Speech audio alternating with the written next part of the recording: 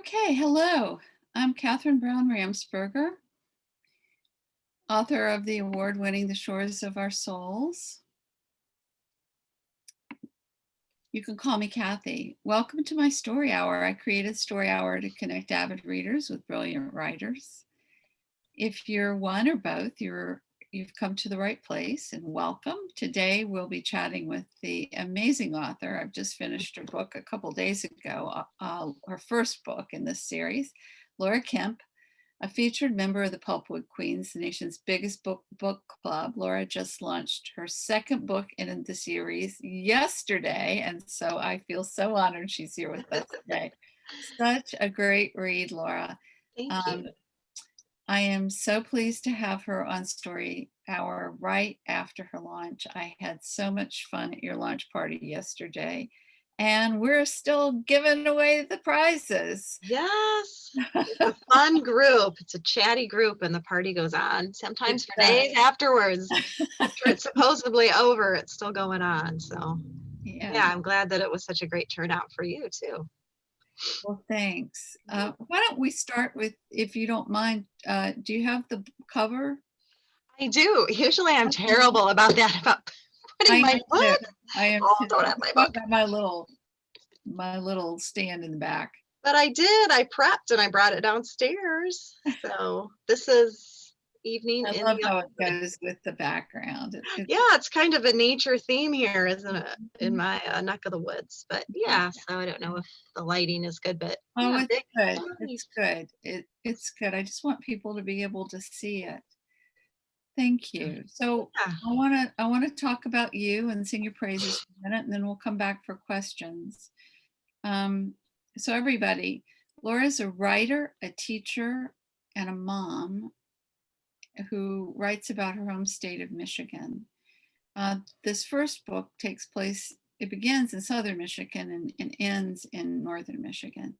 She has a BA in creative writing from Western Michigan University, where she studied under Stuart Dybek, and she has had her short fiction and poetry published in Chicken Soup for the Soul. That's no easy feat. Word Riot. I love Word Riot. Now, help me with this one. I think it's Tenopola. Tenopola. I don't know if it's even still going anymore, but I think it's a town in like Arizona. I love, so Kaylee is from Phoenix, so maybe she knows. Yeah, maybe she knows. It's in that area anyway. So their review, and I love the name, no matter what. Sell It and Slab. Her story, The Pursuit of Happiness, was chosen as finalist in the Trial Balloon Fiction Contest. Love that title. I think that's what we should all be after. Yeah, really. So ambiguous too. What could it be? Yeah. Different for everyone. Yeah. So when Laura's not writing, she's outside, or she's reading, or she's performing in a Celtic band, more on that later, or spending time with her husband and children. She has 4. I don't know how you have time to write. And don't actually, you probably need to be writing right now. You seem to be doing quite well. Yeah. And you also spend some time with your animal babies. A couple of reviews. Goodreads describes Laura's first novel like this: abandoned by an eccentric father on the eve of her 12th birthday, Justine Cook has lived with her fair share of unanswered questions. Now, 10 years later, she leaves her life in southern Michigan and heads north to the mysterious town of Lantern Creek after seeing his picture in a local newspaper. Once there, she discovers her father had been leading a double life and meets the autistic brother she never knew, a young man who is mute but able to read her mind. When a local girl who looks like Justine is mysteriously murdered, she joins forces with Sheriff's Deputy Dylan Locke to capture the killer. But the more they dig for the clues to the past, the closer they come to discovering a secret someone will kill to protect. Justine begins to show signs of supernatural powers and eventually must stop an immortal enemy that has hunted her family for generations. I was on the edge of my seat the whole time, but it's such a cross-genre novel that if I had just been on the edge of my seat, I might not have wanted to continue, but because of me. There are other people that would have. They love that kind of stuff. But the depth of the characterizations was just magnificent. So Oh, that's thank you. Thank you.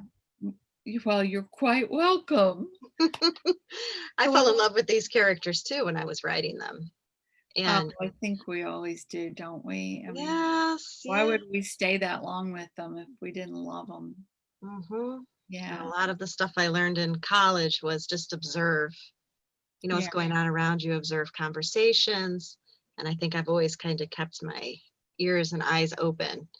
So and to put a lot of detail in things, a lot of idiosyncrasies that would only be common to that character. Maybe another character won't have the same idiosyncrasy. So it means a lot to me that you liked my characterization, because it's something that I try to be very cognizant of. I'm sure I'm not the only one. I'm sure I'm not. The characters make the book for me, but I love character-driven fiction. So it made me happy, and it's gonna make the people who need paranormal happy, and it's gonna make the people that need a thriller happy. It's all there. So congrats on that. Thank you. And I don't want to leave its sister out. And in Kemp, where we celebrated yesterday, everybody was calling it Sis, and I love that name for it. Little Sis, yeah. Snow and Summer. And I wanted to read Sue Peterson's review of it. Isn't that good? I do have that one too. Can I hold that up? Yes, please. Okay. Oh, it's so shiny though, unfortunately. I have a lamp right here, so it's you did. Everybody go over to Kemp and join, because you did such a beautiful graphic of that with the blue background. Oh, thank you. It really accented the cover too. And when I think of Snow and Summer, I kind of think of a blue for some reason. I don't know why. Maybe because of the lake, or the big, the Great Lakes here. So I don't know. Yeah. One of my favorite colors though. Well, mine too. All right, here's Sue of Sue's Reading Neighborhood, and one of the best reviewers I know.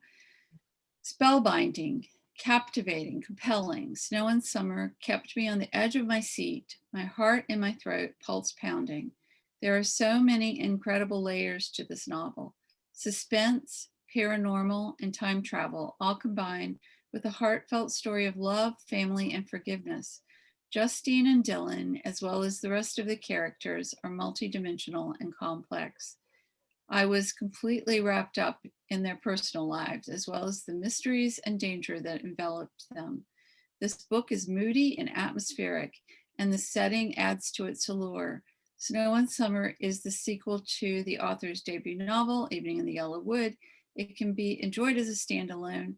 However, I encourage you to read the first book so you can fully appreciate the story and its characters. And I agree. Yeah, that's a great review. I know. I love Sue. She's, she was the first person to welcome me into this world of Facebook book groups. I was so scared to reach out to her when she's lovely.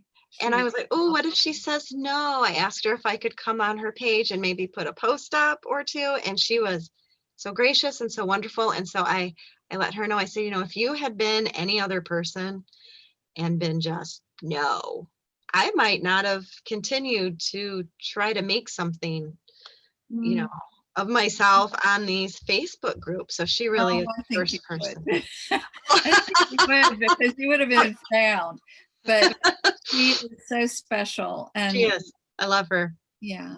And I love her Facebook page too. Me too.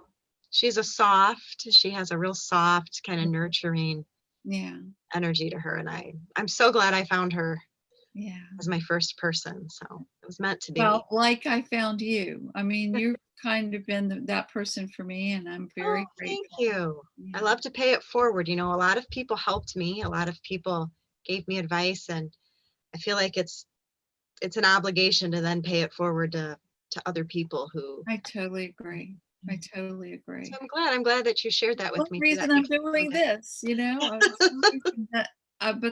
when COVID hit, people were having launches and things were getting canceled. And I thought, well, I know online, I'll just start a show. So here we are today. Yeah, it's wonderful that people are stepping up and doing this, because it is so disappointing when I like the in-person events, because I like to connect with people and be in the same room with people and just feel their, their energy. I'm probably going to use that word a lot with you today.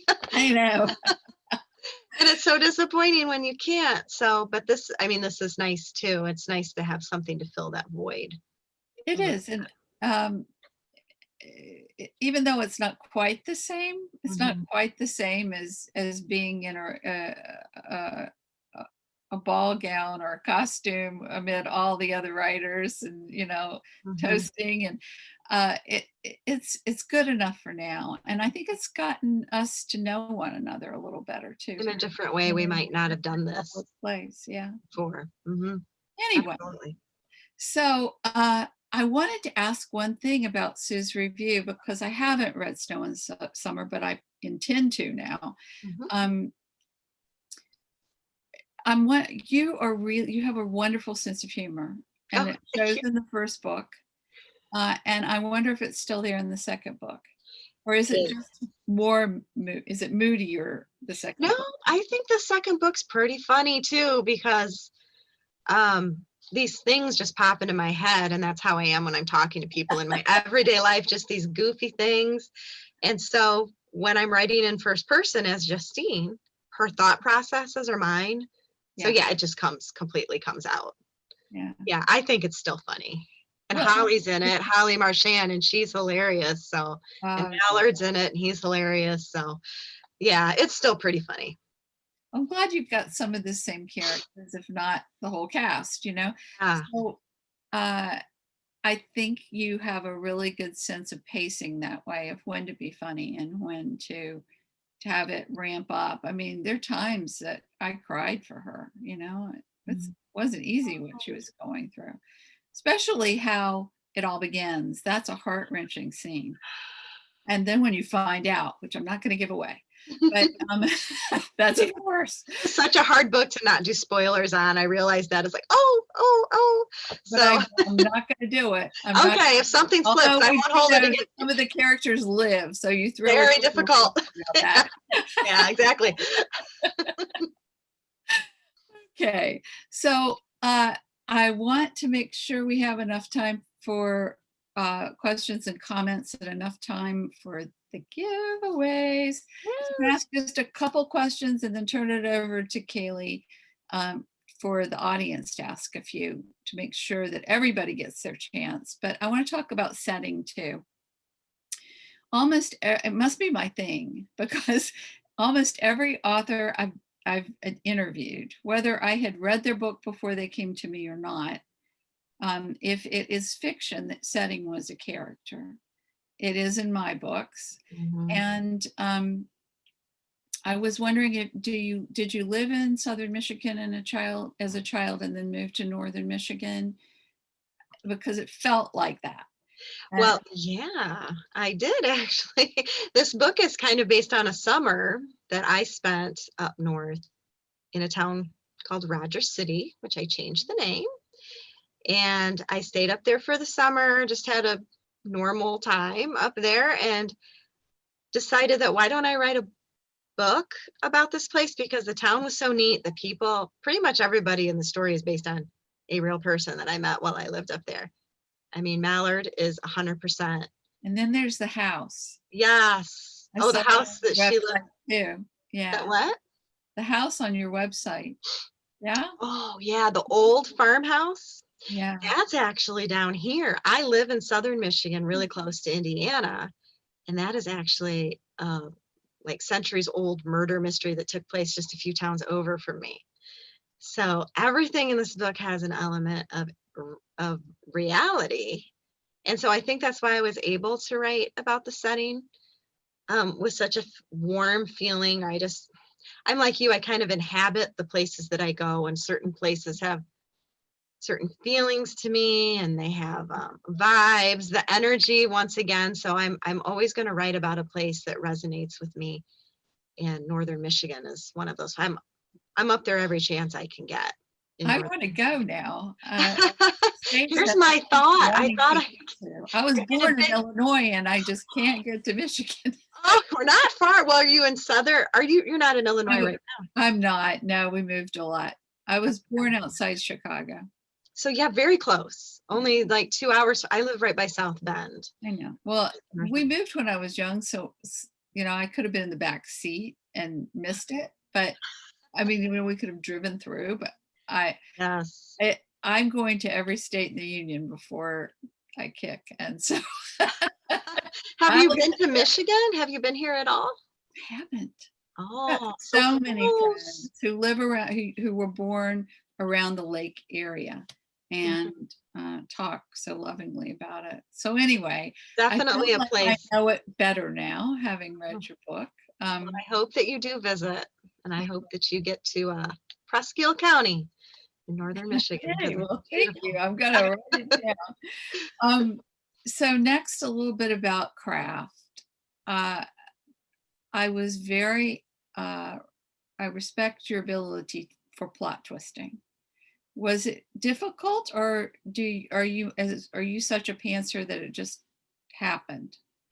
Well, I had a first draft of this book Uh-huh. that was completely different. There was some paranormal, not as much. The father was not even in the first book. And Wow. he was not even in it. Like, I don't even think I mentioned Justine's parents in the first draft. And I just had the feeling it was not the book it was supposed to be.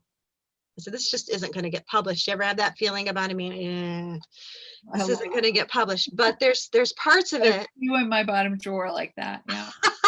Yeah, we pull out the drawer of all our little manuscripts, right? So, but I liked it enough that I thought I could tweak it. So I cut it down. It was longer, and I just started going with that first scene that you said, was so heart-wrenching. Came to me. Actually, I added that later. It started out where she was just driving north. There was no flashback to what had happened with her father. And I added that later, and then it just took off. And I totally pantsed that book. It was totally pantsed. I had no index cards. I had no outlines. And I let the characters just kind of pull me along where I needed to go. I don't know if you write in that same way. I do. I would assume because you're intuitive that you would do the same. The characters drive the story. I close my eyes. Sorry for everybody that's heard this before, but I close my eyes and it's a movie. Like, I have to find the characters first, but as soon as I have those characters, it's like I go, okay, and then they just start telling their story. Yeah, once you plug in, it's like a little light. It's like a little plug that you plug into the wall, and then you have your electricity. Yeah. But it isn't right. You have to get that fit, and you're like, okay, that's what that person perfect. wants. That's a perfect description. I'm going to put that in a meme or something, because that's plug it into the outlet. I do revise a lot. I do too. Anytime I get feedback, I listen. Well, maybe 1% of it I don't listen to, but there's some you don't have to listen to. I agree. But that first draft, there's no feeling like it being there and being with those characters. I totally. Oh, I know. It's very organic, and yeah, it's an excitement. It's when I'm writing my first draft, when I feel like something's gone really well, it's like, okay, this is what I meant to do. That feeling, this is what I'm supposed to be doing. And it's just, it's a feeling unlike anything else. Yeah. I can't describe it. I know. I wish I could. I wish I could box it. I know. We'd be rich, wouldn't we? Wouldn't we? Okay. So Kaylee, I bet we have a lot of questions. Yes. Hello, everybody. We do have some questions in the comments right now. We have our first question from Tatiana Ramzoff. She says, "Hi, Laura. My grandson is autistic, and I was wondering why you made one of your characters autistic. Also, what part of your book was the most difficult to write?" Well, there is a reason that the younger, I don't know, I can't give away spoilers. The younger character in the book is autistic because I worked with special needs kids. From the time I was 25, I'm 45 now, 20 years I've been working with them. And the character of Adam is based on my very favorite student ever, Christopher. I'm even going to use his name. I just got to see him last summer, and he was nonverbal, just like Adam is. Looked just like him, the beautiful brown eyes, the beautiful brown curly hair. I always wished he was my little brother. We had a super special bond. And he would type, like he doesn't talk, but if I have a board out with the alphabet on it, he will point to what he wants to say. So that's how we would talk, and we have conversations. And yeah, he's very special to me, and I wanted to put him in a book. So that's the reasoning behind his character. And the most difficult, oh goodness, I think the ending is, I feel the most pressure, because that's what everybody's going to remember. You can write a real knockout book, but if your last chapter is stinker and you're not tying up the ends and you're not giving resolution to the characters, that's what the reader's going to remember. So I think I felt the most pressure with the ending. And I think I went back a few times and tried to make sure everything was just so that everything was resolved. I didn't want any unresolved chords, resonating in the universe. So probably that. And I'm sure the readers appreciated that, because oh yeah, it's kind of mean, like your favorite TV series or even some books, when they leave you on a cliffhanger, or just one of the last seasons that just don't hit it for you. It is a lot. So I'm sure you've experienced that yourself. So I appreciate that. I haven't read it, but I know people that do appreciate it. We have a question from Shanessa, and she asks, or she says, "Hi, Laura. As a fellow educator, writer, and mother of 4, I'm curious how long it took you to write your novels. I know how difficult it can be to get writing time in." And she says, "Your book sounds great," and she's looking forward to reading it. Oh, yay. Well, the first draft of this book took me 10 years. 10 years. Because I had kids, they were young. And then when I decided to rewrite it the second time, when I plugged into that, light socket that I think was missing in the first draft, it took me 6 months. And that was my affirmation that it was the right story. But I agree, it's really difficult to find time with kids, because my kids are older now, but they still want my attention, and I have dogs. I mean, they're sitting right here looking at me wanting, I don't know what they want. So they just want to look at me and pant. Pat me. So I always try to write, my advice would be to either write first thing in the morning, like I'm usually fresh first thing in the morning, and late at night, which is not my ideal, but when the house is quiet. And behind the screen, there's a reason for the screen, is I'm in the basement, and it's where everybody hangs out. It's the living room, it's the TV room, and there's a staircase that goes down behind me. And before I got this screen, there's dogs and cats and kids coming down constantly. My husband coming down. So I don't have a real private space. So I put this up, and people know not to disturb me. And it's the best I can do right now, because 4 kids with 4 bedrooms, I don't have an extra space for my writing right now, but someday. Wow. I just have to interject, wow, that you don't have the space, because I don't know how I would have done it without the space. But I guess the kids are gone sometimes, and then I try, or I have earmuffs. Oh gosh, I probably have them. They're my mossy oak, that people use when they shoot. I put these on, and everything's muffled, and I'm good as long as it's muffled. So, and then sometimes the kids still tap on my shoulder, and I'm like, I have my mossy oaks on, don't talk to me. And they do. Catch as catch can. We have a few more questions, but I'll just answer, or I'll ask one more, and then we'll move back on. We can ask the last question or more at the end. We have a question from Noelle Puglisi, and she's asking, "What do you think is the essence of a good story?" Wow, what a question. Probably what we were talking about earlier is finding that character that you really connect with in this one, it was Justine, you know, the first person, and being able to really plug in and really to have the kind of, I don't know what the word is, the courage, I guess, to go wherever these characters are going. And to, I think that, and I think the setting, having that real strong sense of setting and pacing and plot. And I think when it can all come together into this perfect, and maybe that's a bad word, but into a viable mixture that doesn't, that resonates with the reader. I know not every reader is going to resonate with my story particularly, because I think that I've had people that don't really get into my story, and I feel like it's just, I try not to take that personally. I think it's just because there's something within them that it doesn't call to them. So if I can, if my story can resonate with the people that are kind of like my peeps, like you said yesterday, you kind of found your peeps. If I'm resonating with those type of people and those type of readers, then I think I've created the story that's best for me. Maybe not the perfect story for, you know, that's going to go on the cover of a magazine, but the perfect story for me. Well, maybe someday. Maybe, yeah, maybe it'll be on the magazine too. Who knows? You know, I think there is a perfect recipe for every book. You know, it doesn't make it a perfect book, but it's your perfect recipe for this particular book. Mm-hmm. And that's the thing, you have to get out of that cookie cutter. Like the perfect thriller has this, you know, the perfect, you know, cookie cutter this.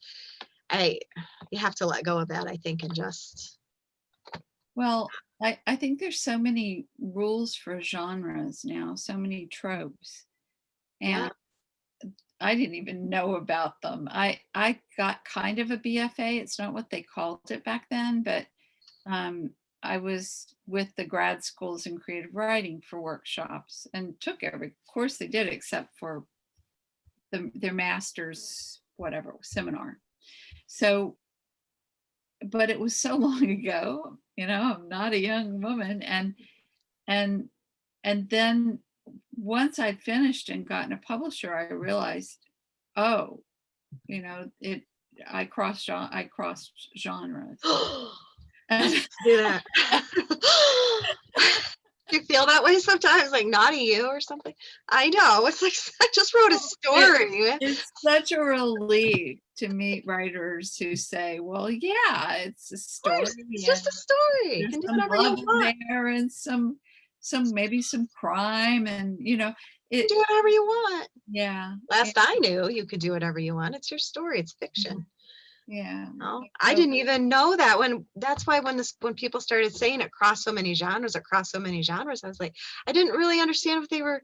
I'm like, aren't stories supposed to? Aren't you supposed to just go wherever these characters take you? That was my total. Why is this such a big deal? I didn't understand it. And then as I got in and I'm trying to categorize my book, I'm like, I don't know what shelf to put this book on in the bookstore. I have no idea. You could put it on probably any shelf. You could put it on a Michigan history shelf. And you could go over to probably the crime fiction shelf and put it there too. Yeah. That was when I realized it was different. Really different. And obviously your readers love it. Yeah, they like it. They don't want to be put in a box. I don't think readers want to be put in a box any more than a writer does. No, well, I don't, at least. I don't either. When I look for cross genre as a code word now, because I'll probably enjoy the book. I should probably be hashtagging that constantly, shouldn't I? And everything. There you go. I should too.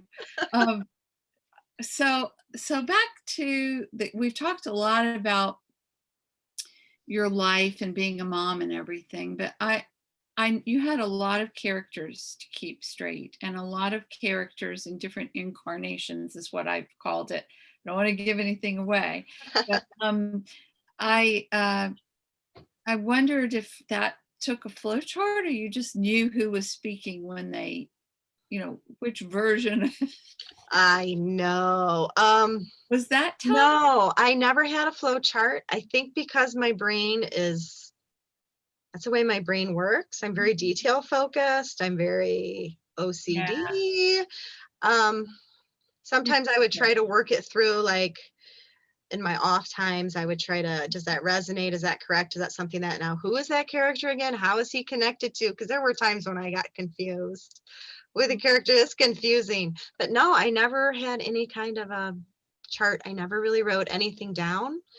I figured that when I went through again in one of my countless revisions, that I would I would catch anything that wasn't it. You did too. I mean, it was flawless that way. Thank you. There was a minute, and I'm sorry that I don't remember the dad's name, but there was a minute with the dad that I was like, well, wait a minute. But then the very next chapter, there was the reveal. So you did it right. And I wanted to compliment you on it. Back to your life, because I don't want to leave until we do this. And we're not going to leave until we give away some prizes. By the way, anybody that comments gets a chance to enter to win a free print and signed copy of In a Yellow Wood, which you'll want to read before you read Snow and Summer, I promise you. Yeah, for the full effect, right? And there will also be a winner from Kemp that will receive both. There'll be a winner for the print book, and there'll be a winner for the ebook for me. Thank you. As a grateful gesture for anybody that came and watched on my channel, that came from your channel. Although yours really does feel like a campfire. I love the vibe of your. Well, that's what camping is one of my favorite things to do. I love to be outdoors. We camp all the time. We take that fifth wheel and we go in our pop-up. And I wanted to create that kumbaya really type of atmosphere. You've done it. It is. We're casual. We're laid back. And it is. It's lots of fun. So it's like creating another world. I do feel like my street team is also like world building, like I do in my stories. So I kind of tried to do the same thing. Well, you did a good job. Thank you. So in another hat you wear, you're part of a Celtic band. I am. And do you write songs, or you sing Celtic music? We don't. We had one songwriter in our group. This band has been going on since 1998. What is that? 22 years. I was 20 years old when I started. We've had rotating musicians. At our biggest, we've had 9, because we do bluegrass as well. So you can always have a myriad of instruments. We've had a bass player, banjo, mandolin, flute, penny whistle. Someone who plays the bodhrán, which is the Irish drum. I play the tambourine, the green tambourine. I sang Lori Partridge or whoever. I don't know which one of the Partridge family did the tambourine and sings. That's me. I sing and do the tambourine, and I have my little Josie and the Pussycats is what the leader of the band. Now there's a blast from the past. Josie and the Pussycats. But we don't. When the songwriter left, we just do covers of Irish songs, and then we've done everything. It's kind of like my book. We've done rockabilly, we do the bluegrass, we've done folk, we've got some contemporary stuff, but we're trying to stick with the Celtic and the bluegrass right now. So my husband and I met in an Irish pub. Oh, yeah, there's a story there that we don't have time for today. But and I sing. So you do? I do. I've always wanted to be in a Celtic band. Oh, well, if you come to Michigan and we're gigging, we'll pull you up on stage. Okay. Well, and what song do you want to sing? So what song do you want to sing? Oh my gosh, I'll have to think about that. Danny Boy, that's the one everybody wants to sing. I wanted to sing that at my father's funeral, so maybe I should sing that one. They wouldn't let me. They said it was secular, but which it's not. It's okay. The South. But I love Leaving Nancy O. Do you know that song? I don't. We don't. It might be an Aussie song and not a real Celtic song, but that's my favorite. Well, maybe I'll suggest it, because we're always looking for. It's a beautiful song. Leaving Nancy O. Okay. I wish I could sing it now, but haunting. I didn't. Celtic music is so haunting, isn't it? It's just haunting. Yeah. It haunts you. Yeah. I didn't know at 20, because the leader of the band, Mike, one of my best friends. We're still like pretty much best friends. He's Michael Collins. He's 100% Irish. And he said, how about joining my Celtic band? And I was like, oh, 20 years old. I'm like, Irish music? I don't know. What are you talking about? So I went in blind, and now I'm a huge fan of that type of music and bluegrass. And I'm so glad that I said yes to There's so much his idea.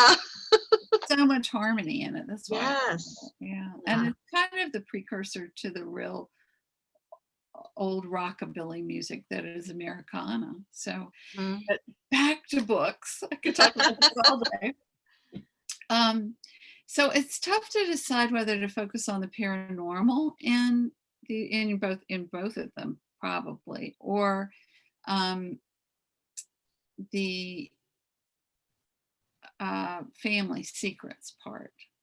And I decided I was going to focus on the family secrets part. Midwest Review says the characters are well done and the storyline offers unexpected changes that are both logical and engrossing. This is Yellow Wood. You're able to ground the supernatural in a very 21st century setting and characters. It's very contemporary. How did you come up with the beginning then? If the father wasn't there, the father just showed up and then left. I'm kidding. But I just am wondering about that, and I wanted the chance to read my favorite lines because they were a part that I teared up about, because I think anybody that's had either a mother or a daughter who has had abandonment in the family, whether it be divorce or a death or anything like that, feels that abandonment feeling. And Justine says, I hated him for that too. Who him is, it's anybody's guess right now. You have to read to find out. I hated him for that too. Hated the way he could let me leave town without a fight when he'd almost died for me. I felt like that was the line about every failed love affair I've ever had. Like they do all these like heroic gestures and then they're like, well, I don't think this is working. Not working out, babe. I know. I know. It was such a in that story, it's such a juxtaposition from the intensity to then this, rather quickly. Yeah. So I agree. There's a lot of that going on, doesn't she? Do you think she sort of manifests part of it, or do you think it's part of her lesson and once she gets past it? I think Justine's an overthinker. Yeah, just like me. Me too. Yeah, she loves to think through everything and every little thing. So yeah, she could probably manifest some of that in her own life. Or just through her viewpoint. Yeah. Of things. For sure, yeah. And then, of course, just wanting to keep up with the pacing of the book. I always had to kind of twist situations into something else. I do think my challenge will be to write a book that's a little slower paced. That kind of scares me a little bit. Can I do it? I don't know. Unless you really want to do it. I mean, this is a perfect combination, I think. Anyway, I just wanted to read that line because I love it so much. And I think a lot of women will relate to it. Oh, yeah, exactly. Because it's like men, I feel like men can just on a dime. Yeah. And we're like, what? Yeah, what? I don't understand this. So, yeah, I know. I'm glad that you liked that line. I did very much. Definitely her raw feelings at that moment. So yeah. So would you say Justine is your favorite character? And if not, who would be? And she's the one I feel the closest to. She's the one I kind of plugged that into that light socket. Yeah. Okay. But my favorite one, I think too, the one I had the most fun with was Mallard. Because he's based on my buddy from up north. His name was Squirrel. Really, his name was Squirrel. That's so fantastic. And I bartended with him, and that was him. He had the kind of the Tom Selleck mustache and the the shaggy hair, and he had a mouth like a sailor, and he was always smoking, and he was always giving me, you know, crap. And there's a scene in the book where, I don't want to give it away, but where she's confronted with 3 people who come into the bar. Now that really happened to me. I really was in there, and these 3 really came in late, and I would not leave.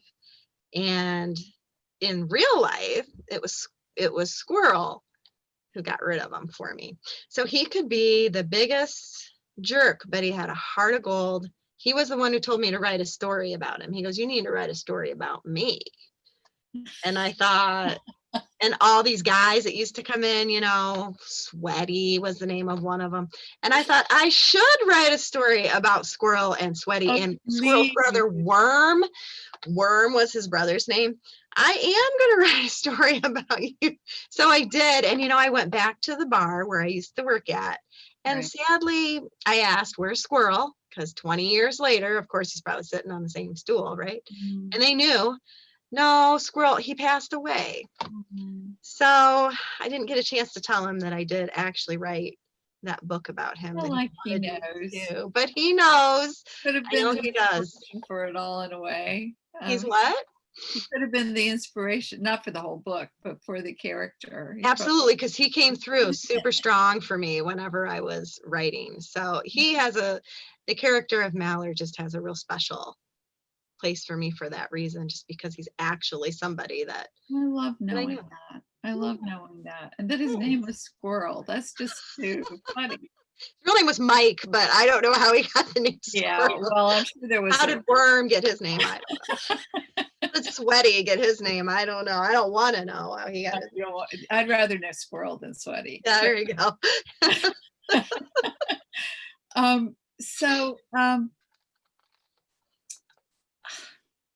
I'm skipping over such good stuff, but I want to make sure that we get to Snow and Summer. I want to make certain that we talk just a tiny bit about why you made this a series, and how the first book, I've loved talking about tying all the pieces together at the end. I think the hardest thing to ever do, having written a lot of short fiction and a lot of failed novels, but I know how to write a standalone novel. But the series I find incredibly difficult to give closure, and yet to have that thread that makes people want to go on to book 2. And what will people find in Snow and Summer that will be familiar, perhaps, besides the characters? Well, the setting. Yeah, it's the same. We're back in, and I do need to say that I did not intend Evening in the Yellowwood to be a series. It was a standalone, and my publishing house talked me into a series. And because I missed these characters so desperately, like I missed old friends, I jumped and said, sure. And I had no idea, because I did not leave Evening in the Yellowwood without anything open.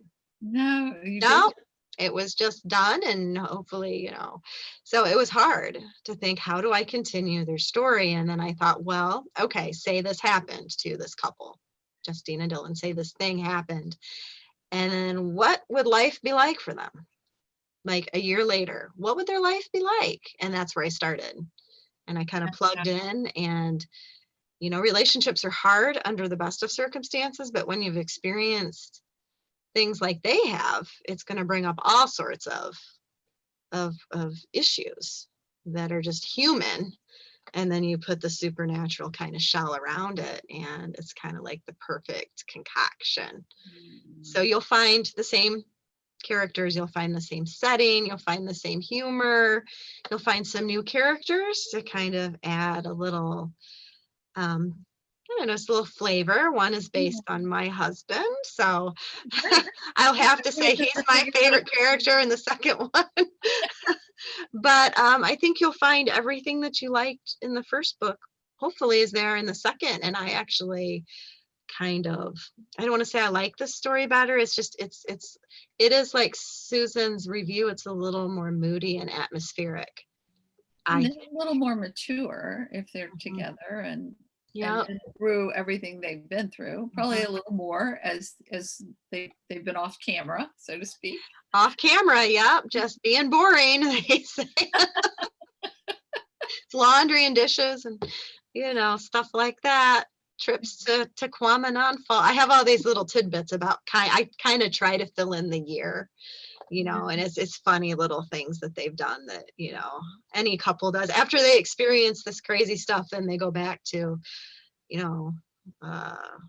going camping so it's that weird juxtaposition of how do you reconcile what happened with just a normal life. Well, I think that's what we all try to do, because we all have our little traumas, even if we haven't had a big one. Yep. Poor Justine and Dylan, they've had lots of trauma.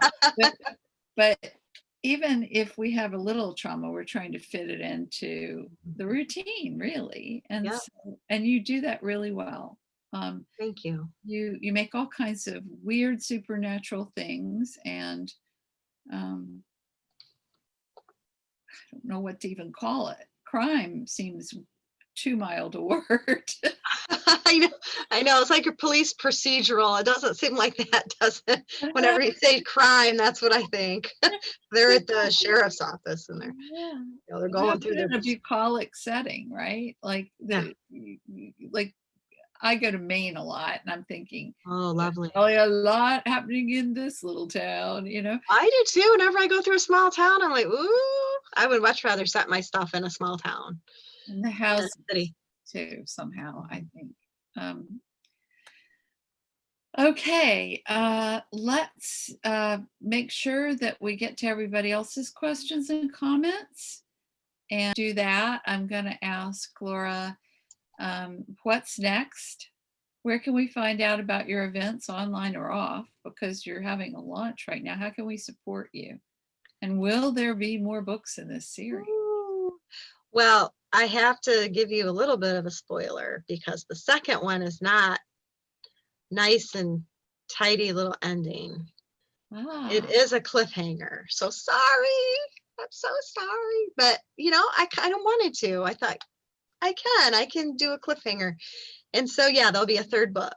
And I'm like 10, maybe 11 chapters in to the third. It's just difficult to do a lot of writing right now with all the promotions. That's the hard thing for me, is balancing promotion with actually the craft that I need to do. There are a few other things you do too. Yeah, I know. And as I kept looking off camera here a little while ago, because my daughter was trying to get my attention, and I'm like, no, I asked for an hour, she needs something. So I'm constantly trying to, be a mom. We're gonna try and keep it to an hour. Oh, she texted me and she did what she needed to do. So okay. She's good. She's out from the wing. We'll still do it because it's good to keep it shorter. So I don't really have any live, or I have an open house coming up at a lavender farm that they're doing, which is wonderful for me, even though it's in person. We're just gonna, spread everybody out. There's not a lot of, people lingering, wear my mask. Because there's a kind of lavender farm that features an evening in the Yellow Wood. Yeah. And so I went to this place and I made some soap with some girlfriends. We had a soap making party, and I just happened to say, oh, I have a book. There's a lavender farm in the book. And she was like, she went crazy. She got the book. She read it in one day. Now she stocks it. Now she wants me to do events there. It's just those little things that you just mention casually. And I feel like it all comes together how it's supposed to. So I'll be there next month. And then I have a book club I'm going to. But other than that, people aren't doing a lot of in-person stuff. I'll just be on my Kemp camp, and I'll be circulating between some different groups, doing some takeovers. Can any one of us join Kemp Camp? Anybody can, yeah. And if you want to join, I will approve you. I promise. That's so campfire. So facebook.com/Kemp Camp, right? I think so, yeah. Okay. I think it's the only Kemp camp that's on. If you come up to an actual campground, that's not me. So.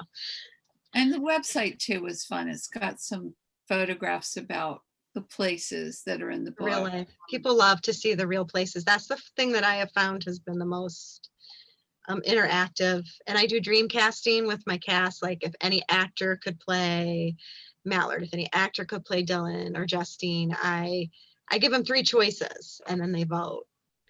And so that's fun. Many games there. I loved the I can't remember the name of what it is. You know, where you fill in the blank with ad libs. Oh, Mad Libs. Yeah, I'm gonna post that here in a few minutes. I had somebody going through that for me because that was tedious. So much fun. I love that. My brother and I used to play that in the car. Yeah, us too. Road trip, Mad Libs, always. I know, us too. So, Kaylee, let's go with the final questions. Yes. So we have a question from Lucille Dorothy, and she asks, when I write, and I'm not published, I have an idea, but the character takes its own life and may evolve differently. Do you find that to be true? Or does that happen to you? Yeah, absolutely, all the time. I don't plan half the things that these characters do. They like literally take the wheel and are driving the car. And I let them go. I mean, if it feels weird, I'm very intuitive. Like if it doesn't feel right, I'll go, eh. But if it's flowing and it's feeling right, I let them go.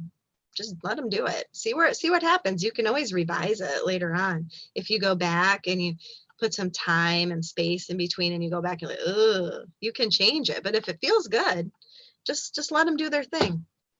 That's what I do. Yeah, I find that to be a common theme among writers that I've listened to so far, just being on this story hour. It's just listening. It's never controlling. It's always listening, which I find really fascinating. Yeah, it is almost more like a receptive thing more than Yeah. And then we have another question from Noelle Puglisi, and she asks, Laura, who is your favorite author, ... besides Kathy, of course? Wow. Well, of course. Goodness, I love my like the authors that I love are so diverse. I love Shirley Jackson. The Haunting of Hill House is the first paragraph of The Haunting of Hill House. I'm getting chills up and down my body right now. Whatever walked there walked alone. I'm getting chills right now. Me Have you too. watched the series? Yes. Oh my Best God. series ever. And then Bly Manor. Did you watch that one? I haven't seen Blind Manor, but it's different. It's not as good, but it's still good, but it's not Hill House. It definitely sat with me for a week or so after I watched. I'm ready to watch it again now that you mention it. I'm ready to go back. Yeah, The Haunting, like Shirley Jackson. I love her just because she had such an atmospheric, I mean, oh, yeah. I love Anita Shreve. She's since passed. Do you love Anita Shreve? I found my peeps. Like, yeah. Weight of Water, one of my favorite books ever, because that's probably my favorite one of her books, The Weight of Water. Yep, read it. Anybody who can get their hands on it? Totally agree. New England, right? Are you? I don't remember where you're based. I just fell in love with her voice. Yes. And have you read Daphne du Maurier? Because if you like Shirley Jackson, I have liked her books very long ago, right? She's very long ago, but I devoured her books when I was a kid. Very gothic. See, I love gothic. That's probably why I like The Haunting of Hill House. Yeah. But yeah, Anita Shreve. I mean, I guess I'm kind of drawing a blank now. When people ask me my favorite author, I have to stand by Stephen King. I like his stuff. That's all that's coming to mind right now. My brain's cramping up. Sorry, but yeah, Shirley Jackson and Anita Shreve are my one that pops out right away. Yeah. By the way, guys, I can tell from Laura's writing that she loves those 2 authors because the chills that will run down your spine are the same kind of chills evoked by Haunting of Hill House. Oh, that's like the best compliment anyone's ever. But with this contemporary Justine girl, like you don't see it coming. It blindsides you almost when the this normal kind of funny, goofy girl in this dark, gothic, atmospheric. Yeah, she doesn't really go with what's going on with her. Yeah. Her character doesn't mesh with what's going on with her at all.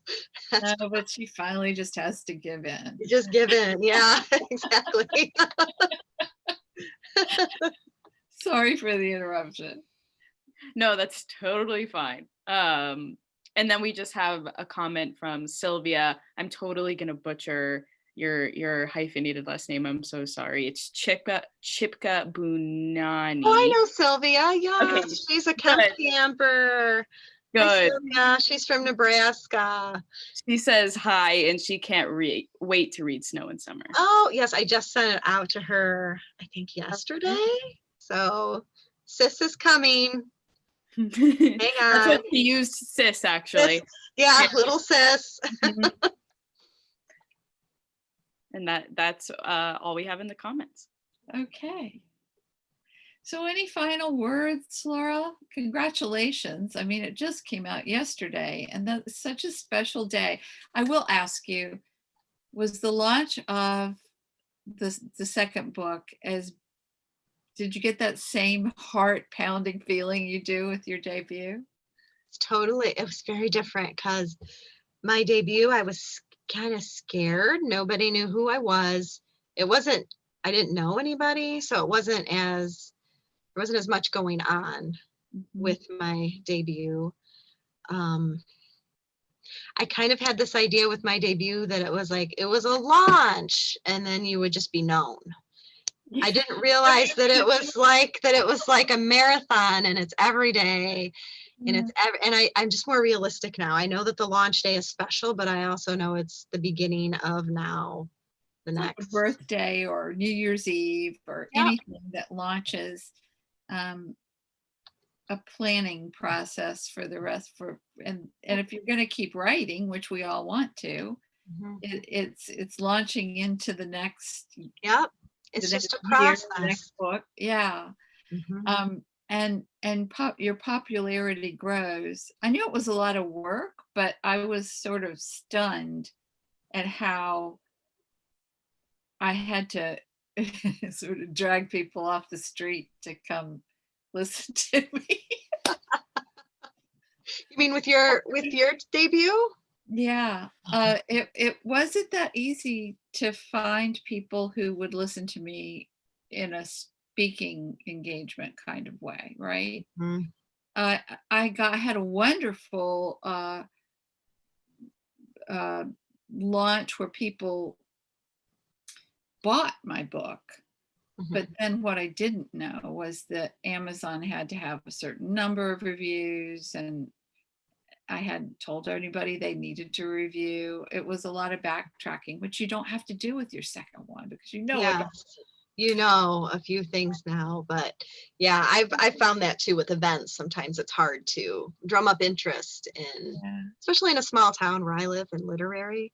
Although I'm known in the community because I grew up here. So I think I'm a curiosity factor too. I think people come, they're like, oh, I remember Laura. I used to go to school here, so I'll show up. But it's definitely sometimes you're pounding the pavement trying to get people to come to your events.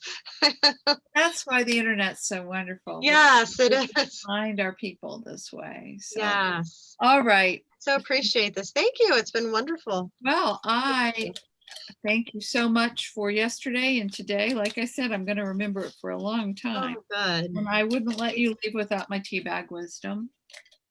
That doesn't want to come out. It's popping back into the tea. What does that mean? Does that mean something special? Oh, well, I don't know. Everything means something, doesn't it? Sure does. You don't have to read it. I just do this for authenticity. I'm going to read it to you. Okay. Your great happiness is based on the warmth of your heart. Oh. And that was just totally random? They are. Oh. I think I need to do an oracle deck of tea bags. They're not mine, by the way. They're not mine. They are yogi teas. They have such wonderful little sayings on them. And I do one for every author, and I haven't been wrong yet. So yeah, that felt like that really resonated because do you know Carrie Ann King was on yesterday, and she did a sweet thing. She said, to win my book, tell me something you like about Laura. It was so sweet. And so I was going through the comments because and the people were saying such sweet things, and they said that they liked my what your tea bag just said. They liked my warmth and my happiness. And I reached out to Carrie and I said, that was so generous of you. And I'm going to remember that when I do something on another page. I'm going to like to bring it back to the person who hosted it, because I have not done that yet. And I thought, well, yeah, well, I obviously haven't either, but then I've only done yours. So, well, I mean, I want to get people interested in Camp, but I thought, well, wouldn't that be a neat little twist too, to also say something nice? Because, you know, you pay that forward and it just blooms. And nowadays, and in our world and our nation, we need a lot more kindness and a lot more, yeah, we need a lot more of that. And that's what people said they liked about Camp was that it gives them a break from what's going on in the world right now. And that made me feel good. I think that's a lot of why people read in general, or listen to music or go to an art gallery. Everybody on the watching right now, I promise you, is a creative, just like we are. Mm-hmm. And so we need that space to ground. Oh yeah, because if you take in everything that's going on right now, it's like I get so overwhelmed that I have to go out to the woods. Thank goodness I have some property where I can walk to the river, and I guess if I don't have property that I can walk on, I get full up. The sensitivity is just like, well, I was going to say that I think that intuitive empaths, I haven't found anybody that isn't kind that's an intuitive empath, because we understand what it's like. I don't know whether you know the kids' book Walk 2 Moons. Yes, I have not read it, but I've been in my classrooms. Yeah, you know, it's a very it's a wonderful example to kids about the golden rule: do unto others. And if we're actually feeling what the other person's feeling, why wouldn't we be kind to them? I know, exactly. It's a wonderful way to be. And I'm very glad to have connected with you. And I'm Me too. And thank you, Claire Fullerton, for introducing us. Yes, thank you, Claire. That's right. We need a shout out to her. And very sweet lady. Yeah. Another warm, kind person. Mm-hmm.